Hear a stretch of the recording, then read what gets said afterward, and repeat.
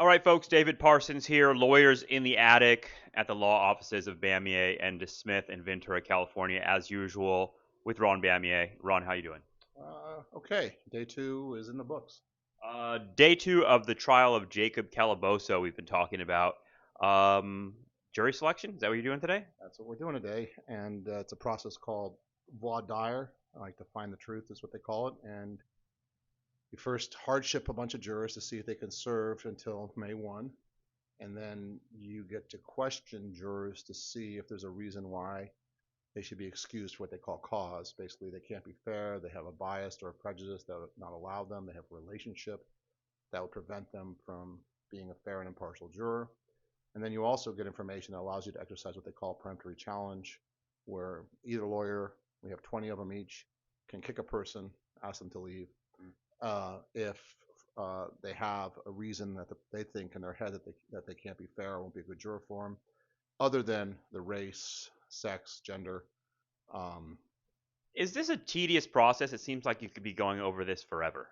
it's tedious. Like I spent from 1:30 till 3:30 talking to 18 people.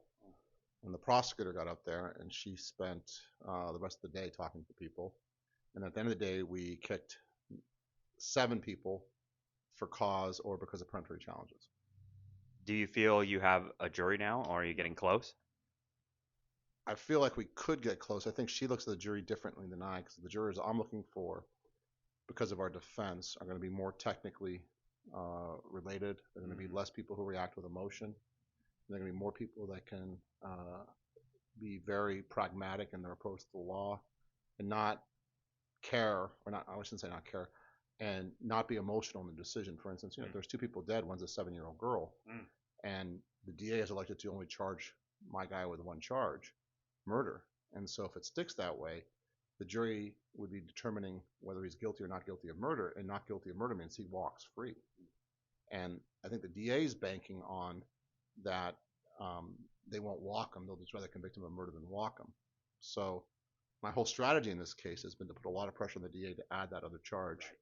And so I did that today in voir dire.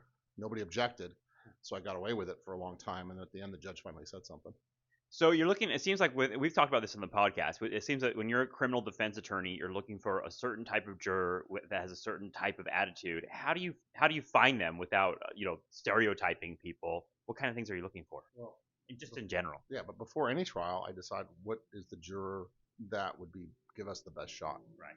So I determined that because of the emotional nature of the case and because of potentially the harsh decision somebody would have to make to say, we're going to let this guy go who was high as a kite and kill 2 people. That's a tough thing to do. Yeah. We're not going to hold him responsible for murder.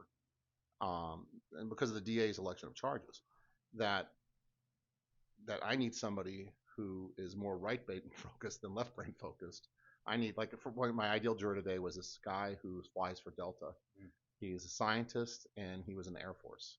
And he's used to following orders.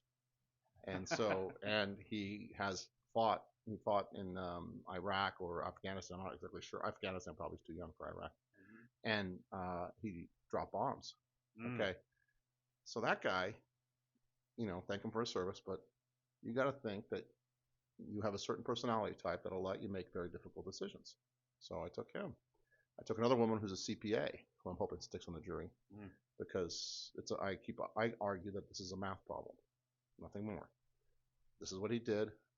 Apply this formula, see if it equals anything. It sounds like you're looking for a kind of not necessarily cold, but a rational mindset. Someone who's going to be able to, because this isn't a case that's guilty or not guilty. It's a decision about the level of charges, right? Well, it's going to be guilty or not guilty, but yes, it's the level of charges. For instance, if they offered gross vehicular manslaughter, right, I'd be talking about the right charges, gross vehicular manslaughter. I don't have that option. So I have to argue it's not guilty because they charged them wrong. And so I said that a few times in voir dire, which you're technically not allowed to do, but nobody objected, so I kept going. And I mentioned that, hey, look, the DA has made this choice, so you're just deciding whether the DA's choice was correct or not. Right. And the one person goes, well, why don't you ask for something? And I said, well, I'm not allowed to. It's the DA's decision, not mine. So what's next? Once you have a jury, Opening statements. Okay. Opening statements. So we'll probably get a jury, if it goes like this, Because see, she used no peremptories. Okay, I got about 2 more peremptories to use, maybe 3 on the people. I don't know about the new people that just sat down. We had 7 new people sit at the end of the day. So, so the way it works is you call up 18 at a time. 12 are what they call the box. They're the jurors. You can only kick people off the box, and then as they get kicked off, the people on the bottom row get moved up into the box. So today, we kicked 7 people, left 2 empty chairs. We filled those chairs. There are 2 people on this jury I know I have to kick. I can't keep them. Maybe 3 that I have to kick. So I'm going to use those 3 peremptories. So it depends on the people who are coming up, whether they'll be sufficient to fill it. I'll be okay with them. But, you never get the jury of your dreams. You get the jury that's closest to what you can live with. And it sounds like in a couple of days you will be addressing that jury in an opening statement. How do you feel about that? Just from an insider perspective, have you already like written that out and outlined it, or where are you at in terms of thinking about? I guess what I'm thinking about is how much do you tailor that opening statement to the jury that you find?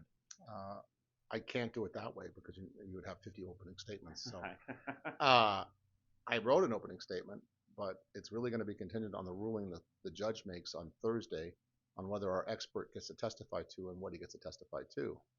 Because I would talk about that if he's in. If he's not, my opening statement is going to be much different and much shorter.